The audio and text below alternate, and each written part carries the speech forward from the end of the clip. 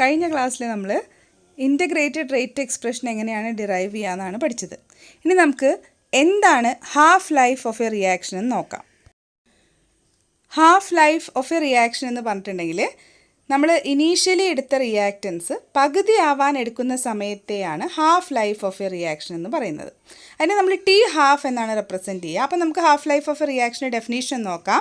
It is a time taken for half of the initial concentration of reactants to change into products. ആദ്യം എടുത്ത റിയാക്റ്റൻസിൻ്റെ concentration പകുതി ആവാൻ എടുക്കുന്ന സമയത്തെയാണ് half life of a reaction എന്ന് പറയുന്നത്. നമുക്ക് ഫസ്റ്റ് ഓർഡറിൻ്റെയും സെക്കൻഡ് ഓർഡറിൻ്റെയും half life of a reaction derive ചെയ്യാനും ഉണ്ട്, അതുപോലെ അത് വെച്ച് പ്രോബ്ലംസ് ചെയ്യാനൊക്കെ ഉണ്ട്.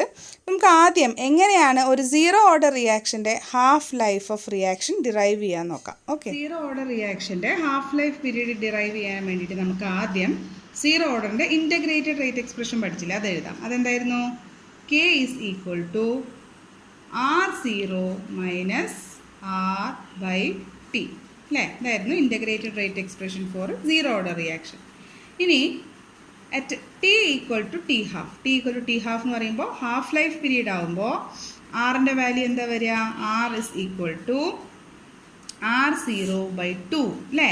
എന്താണ് ഹാഫ് ലൈഫ് പീരീഡ് എന്ന് പറഞ്ഞാൽ ഇനീഷ്യൽ കോൺസെൻട്രേഷൻ പകുതി ആവാൻ എടുക്കുന്ന സമയമാണ്. അപ്പോൾ ഹാഫ് ലൈഫ് പീരീഡിൽ ആറിൻ്റെ വാല്യൂ എന്ന് പറയുന്നത് ഇനീഷ്യൽ കോൺസെൻട്രേഷന് പകുതിയായിരിക്കും. അതാണ് R0 ബൈ 2 എന്ന് എഴുതിയിരിക്കുന്നത്. ഈ രണ്ട് വാല്യൂസ് നമുക്ക് ഇക്വേഷനിൽ ഒന്ന് സബ്സ്റ്റിറ്റ്യൂട്ട് ചെയ്യാം. അപ്പോൾ എന്താവും? K is equal to R0 minus ആറിന് പകരം എന്ത് കൊടുക്കണം? R0 ബൈ 2 ഡിവൈഡഡ് ബൈ ടിക്ക് പകരം ടി ഹാഫ് എന്ന് കൊടുത്തു. മനസ്സിലായാലും എന്താ കൊടുക്കാൻ കാരണം? ടി ഹാഫ് എന്ന് പറഞ്ഞാൽ half life period.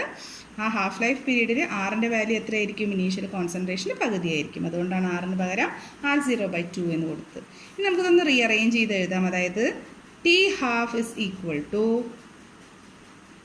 R0 minus R0 by 2 divided by K. ഈ ന്യൂമറേറ്റർ ഒന്ന് കാൽക്കുലേറ്റ് ചെയ്ത് നമുക്ക് എന്താ കിട്ടുക?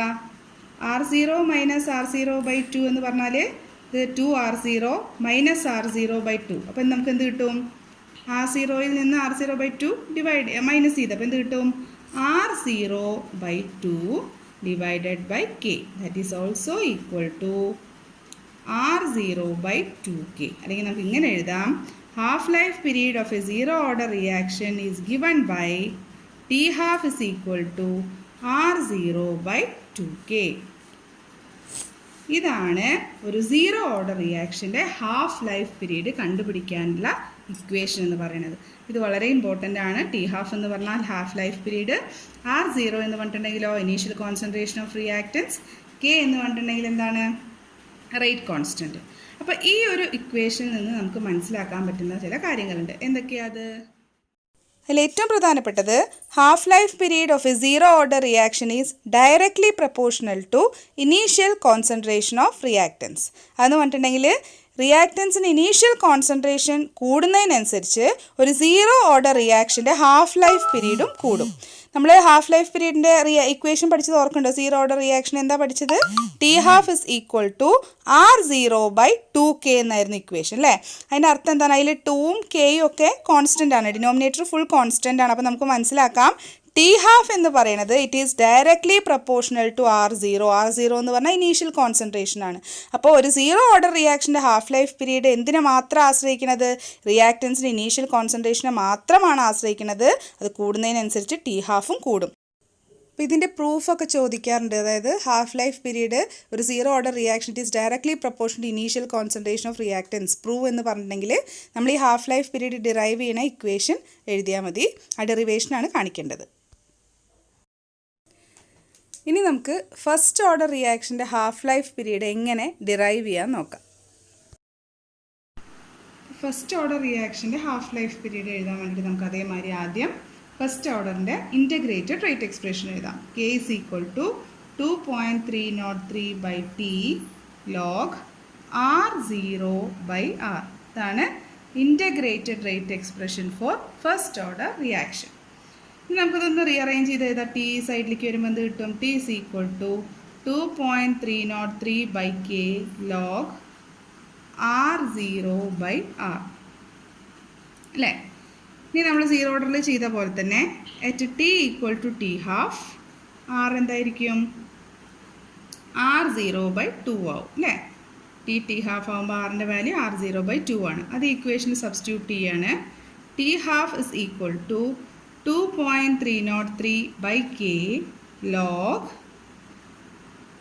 R0 ഡിവൈഡഡ് ബൈ ആറിന് പകരം R0/2 എന്ന് സബ്സ്റ്റിറ്റ്യൂട്ട് ചെയ്തു. ആറിന് പകരം R0/2 എന്ന് സബ്സ്റ്റിറ്റ്യൂട്ട് ചെയ്തു. ഇനി നമുക്ക്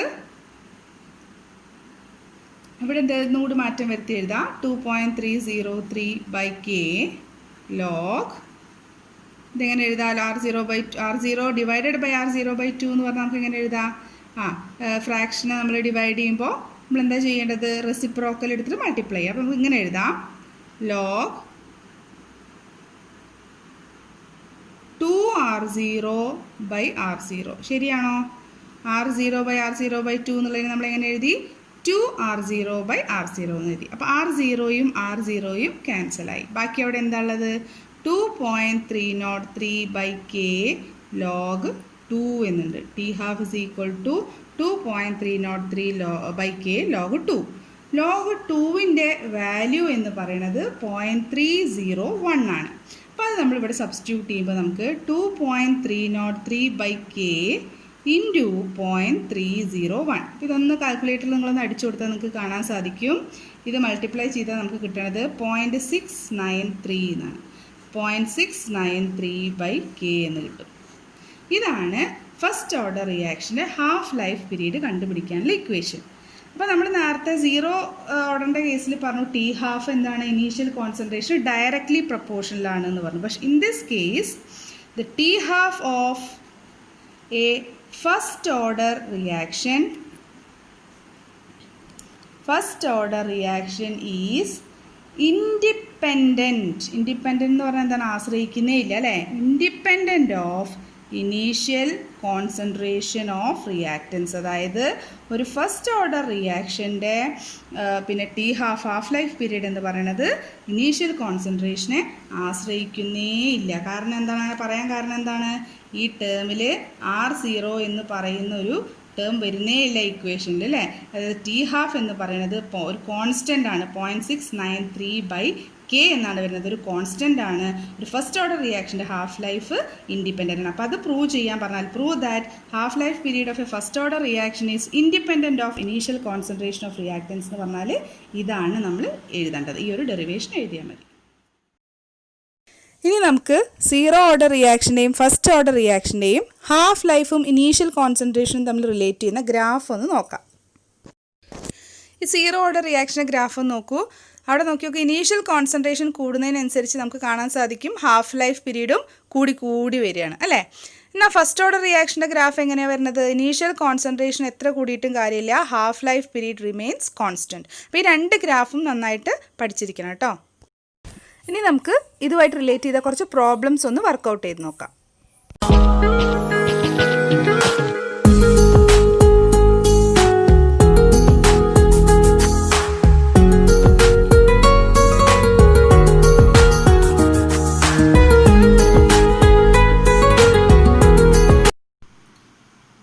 ഈ ക്വസ്റ്റ്യൻ നോക്കൂ. First order reaction has A rate constant 1.5 × 10⁻³ second raised to -1. How long will 5 gram of this reactant take to reduce to 3 gram? അപ്പോൾ ഇവിടെ ഇനീഷ്യൽ കോൺസെൻട്രേഷൻ R0 നമുക്ക് 5 gram എന്ന് എഴുതാം. കാരണം 5 gram 3 gram ആവാൻ വേണ്ട സമയമാണ് ചോദിച്ചിരിക്കുന്നത്. അപ്പോൾ initial concentration R0 is equal to 5 gram. R is equal to ഇപ്പോഴുള്ള കോൺസെൻട്രേഷൻ 3 gram ആണ് അല്ലേ. അപ്പോൾ R 3 gram എന്ന് എഴുതി. പിന്നെ എന്താ തന്നിരിക്കുന്നത്? Rate constant K is also given. എത്രയാണ്? 1.15 × 10⁻³ second raised to -1. ഇനി ഇവിടെ പറഞ്ഞിട്ടുണ്ട് ഇതൊരു ഫസ്റ്റ് ഓർഡർ റിയാക്ഷൻ ആണെന്ന് ക്വസ്റ്റ്യനിൽ തന്നിട്ടുണ്ട്. അപ്പോൾ നമുക്ക് ഇവിടെ ധൈര്യമായിട്ട് ഈ ഇക്വേഷൻ ഉപയോഗിക്കാൻ നമ്മൾ പഠിച്ച ഇൻ്റഗ്രേറ്റഡ് റേറ്റ് എക്സ്പ്രഷൻ ഏതാണ്? K is equal to 2.303/t log R0/R. ഈ ഇക്വേഷൻ നമുക്ക് യൂസ് ചെയ്യാം. K is equal to 2.303/t log R0/R എന്നുള്ള ഇക്വേഷൻ യൂസ് ചെയ്യാം. ഇതിൽ നമുക്ക് കണ്ടുപിടിക്കേണ്ടത് സമയമാണ്. 5 ഗ്രാം 3 ഗ്രാം ആവാൻ എടുക്കുന്ന സമയമാണ്. അപ്പോൾ നമുക്ക് ഇക്വേഷൻ ഒന്ന് റീഅറേഞ്ച് ചെയ്ത് എഴുതാം.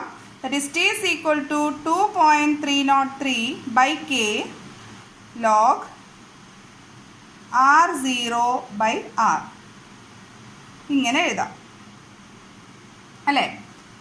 അപ്പോൾ that is equal to 2.303 by K ഇവിടെ തന്നത് 1.15 ഇൻറ്റു 10⁻³ ലോഗ് R05 ആണ് ഡിവൈഡഡ് ബൈ 3. അപ്പോൾ ഇതൊന്ന് കാൽക്കുലേറ്റ് ചെയ്ത് നോക്കുമ്പോൾ ലോഗ് 5/3 ഒക്കെ ചെയ്ത് നോക്കുമ്പോൾ നമുക്ക് 2.303 ബൈ 1.15 ഇൻറ്റു 10⁻³ ലോഗ് 5/3 ചെയ്യുമ്പോൾ നമുക്ക് 0.2219 എന്ന് കിട്ടും. ഇനി ഇത് കാൽക്കുലേറ്റ് ചെയ്യുമ്പോൾ നമുക്ക് ആൻസർ 444.38 സെക്കൻഡ്സ് എന്നാണ് ആൻസർ കിട്ടുക. ഇതാണ് നമ്മുടെ ഈ ക്വസ്റ്റ്യൻ്റെ ആൻസർ വരുന്നത്. അപ്പോൾ ഇതിൽ ഇക്വേഷൻ ഫസ്റ്റ് ഓർഡർ ആയതുകൊണ്ട് ഇക്വേഷൻ യൂസ് ചെയ്തു. ടൈമാണ് കണ്ടുപിടിക്കേണ്ടതെന്ന് റീഅറേഞ്ച് ചെയ്ത് എഴുതി വാല്യൂസ് സബ്സ്റ്റിറ്റ്യൂട്ട് ചെയ്ത് കാൽക്കുലേറ്റ് ചെയ്യുക മാത്രമേ ചെയ്തിട്ടുള്ളൂ. ഇത് വളരെ എളുപ്പമുള്ളൊരു ക്വസ്റ്റ്യൻ ആണ്.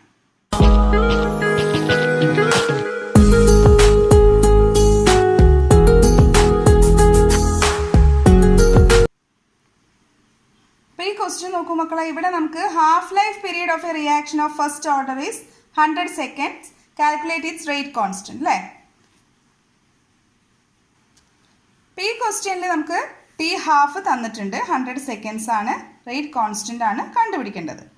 അപ്പോൾ നമുക്ക് എന്ത് ചെയ്യാം, നമ്മൾ പഠിച്ചിട്ടുണ്ട് ഫസ്റ്റ് ഓർഡറിൻ്റെ റേറ്റ് കോൺസ്റ്റന്റും ടി ഹാഫും തമ്മിലുള്ള റിലേഷൻ നമ്മൾ പഠിച്ചിട്ടുണ്ട്. എന്തായിരുന്നു? T half is equal to 0.693 by k അല്ലേ? T half is equal to 0.693 by k. അപ്പോൾ ടി ഹാഫ് ഇവിടെ സബ്സ്റ്റിറ്റ്യൂട്ട് ചെയ്യുക, 100 is equal to 0.693 by k. Therefore k is equal to നമുക്ക് എന്ത് കിട്ടും? 0.693 by 100 that is equal to നമുക്ക് answer കിട്ടും 6.93 into 10⁻³ second⁻⁻1. second⁻⁻1 എന്തുകൊണ്ടാണ് കൊടുത്തത്? ഇവിടെ ഫസ്റ്റ് ഓർഡർ റിയാക്ഷൻ ആണ്. അപ്പോൾ അതുകൊണ്ട് തന്നെ അതിൻ്റെ റേറ്റ് കോൺസ്റ്റന്റ് യൂണിറ്റ് എന്താണ്? second⁻⁻1 ആണ്. അപ്പോൾ നമ്മളത് കൊടുത്തു. അപ്പോൾ ഇത് വളരെ എളുപ്പമായിട്ട് ചെയ്യാൻ പറ്റുന്ന ഒരു ക്വസ്റ്റ്യൻ ആണ്.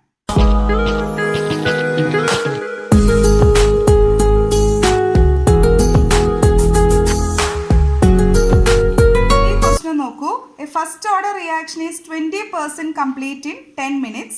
Calculate the time taken for the reaction to go to 80% completion. അപ്പോൾ നമുക്കത് രണ്ട് കേസുകളായിട്ട് നമുക്ക് സോൾവ് ചെയ്യണം. ഫസ്റ്റ് കേസ് എന്ന് പറയുന്നത് 20% റിയാക്ഷൻ കംപ്ലീറ്റ് ആവാൻ എടുത്ത സമയം നമുക്ക് തന്നിട്ടുണ്ട്. രണ്ടാമത്തെ കേസ് എന്ന് പറയുന്നത് 80% കംപ്ലീറ്റ് ആവാൻ എടുക്കുന്ന സമയം നമ്മൾ കണ്ടുപിടിക്കുകയും വേണം. നമുക്ക് ആദ്യം ഫസ്റ്റ് കേസ് എടുക്കാം. കേസ് 1. കേസ് 1ൽ എന്തൊക്കെ തന്നിട്ടുണ്ടെന്ന് അറിയോ?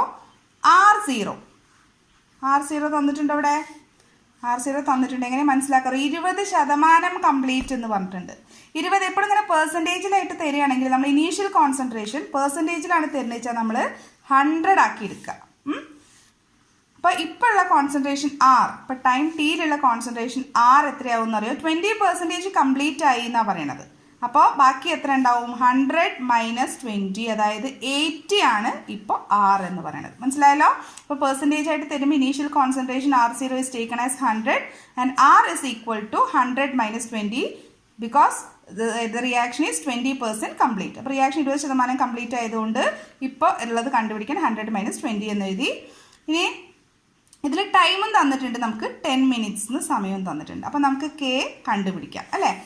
ഈ ഫസ്റ്റ് ഓർഡർ റിയാക്ഷൻ ആയതുകൊണ്ട് കെ കണ്ടുപിടിക്കേണ്ട ഇക്വേഷൻ നമുക്കറിയാം. K is equal to 2.303 by T log R0 by R എന്നാണ് ഇക്വേഷൻ. അപ്പോൾ ഇതിൽ നമുക്കൊന്ന് സബ്സ്റ്റിറ്റ്യൂട്ട് ചെയ്യാം. 2.303 by 10 log 100 divided by 20. അപ്പോൾ ഇതൊക്കെ സബ്സ്റ്റിറ്റ്യൂട്ട് ചെയ്ത് നമ്മളൊന്ന് സോൾവ് ചെയ്ത് കഴിഞ്ഞാൽ നമുക്ക് ആൻസർ 0.0223 മിനിറ്റ് റേസ് ടു -1. എന്തുകൊണ്ടാണെന്ന് വെച്ചാൽ ഇവിടെ നമ്മൾക്ക് ടൈം മിനിറ്റിലാണ് തന്നിരിക്കുന്നത്, അതുകൊണ്ട് മിനിറ്റ് റേസ് ടു -1. സെക്കൻഡിലാണ് തന്നു വെച്ചാൽ സെക്കൻഡ് റേസ് ടു -1 എഴുതണം. ഇവിടെ മിനിറ്റ് റേസ് ടു -1 എന്ന് എഴുതി. പക്ഷേ ഇനി ചോദ്യം എന്താ അവിടെ പറഞ്ഞിരിക്കുന്നത്? ചോദ്യം ഈ റിയാക്ഷൻ 80% കംപ്ലീറ്റ് ആവാൻ എടുക്കുന്ന സമയമാണ് നമ്മൾ കണ്ടുപിടിക്കേണ്ടത്. അപ്പോൾ ഇത് ഫസ്റ്റ് കേസാണ്. നമുക്ക് കണ്ടുപിടിക്കേണ്ടത് ആക്ച്വൽ കേസ് എന്ന് പറയുന്നത് കേസ് 2 ആണ്. അപ്പോൾ അതിൽ എന്തൊക്കെ തന്നിട്ടുണ്ട് നമുക്കൊന്ന് എഴുതി നോക്കാം. കേസ് 2ൽ നമുക്ക് തന്നിട്ടുള്ളത് R0 തന്നിട്ടുണ്ടോ? എഗെയിൻ R0 നമുക്ക് എഴുതാം, കാരണം ഇത് പെർസെൻറ്റേജ് ആയതുകൊണ്ട് R0 is again taken as 100. In this case R is equal to 80% complete means R is equal to 100 minus 80. 100 minus 80 that is equal to 20. Time തന്നിട്ടുണ്ടോ? ടൈം തന്നിട്ടില്ല. ടൈമാണ് നമുക്ക് കണ്ടുപിടിക്കേണ്ടത്. കെ തന്നിട്ടുണ്ടോ? കെ നമ്മളിവിടെ കണ്ടുപിടിച്ചു അല്ലേ. ഫസ്റ്റ് കേസ് ഉപയോഗിച്ച് നമ്മൾ കെ കണ്ടുപിടിച്ചിട്ടുണ്ട്. 0.0223 മിനിറ്റ് റേസ് ടു -1 എന്ന് കണ്ടുപിടിച്ചിട്ടുണ്ട്. അപ്പോൾ ഇതൊക്കെ നമുക്ക് ഇനി ഇക്വേഷനിൽ കൊടുക്കാം. കെ ഈ സെയിം ഇക്വേഷൻ തന്നെയാണ്, ഫസ്റ്റ് ഓർഡർ ആണ്. അപ്പോൾ നമ്മൾ ഇക്വേഷൻ തന്നെയാണ് യൂസ് ചെയ്യുന്നത്. K is equal to 2.303/t log R0/R എന്നുള്ള ഇക്വേഷൻ യൂസ് ചെയ്യണം. അപ്പോൾ ടി ആണ് ഇവിടെ കണ്ടുപിടിക്കേണ്ടത്. therefore t is equal to 2.303/k log R0/R. തന്ന വാല്യൂസ് ഒക്കെ സബ്സ്റ്റിറ്റ്യൂട്ട് ചെയ്ത് കൊടുത്താൽ മാത്രം മതി. കാൽക്കുലേറ്റ് ചെയ്യണം, അത്രയേ ഉള്ളൂ. 0.0223 log ഇവിടെ 100 divided by 20. അപ്പോൾ നമുക്ക് എത്ര കിട്ടും? That is equal to 72.1 minutes എന്ന് നമുക്ക് ആൻസർ കിട്ടും കേട്ടോ. ഇതാണ് 80% കംപ്ലീറ്റ് ആവാൻ വേണ്ടി എടുക്കുന്ന സമയം എന്ന് പറയുന്നത്.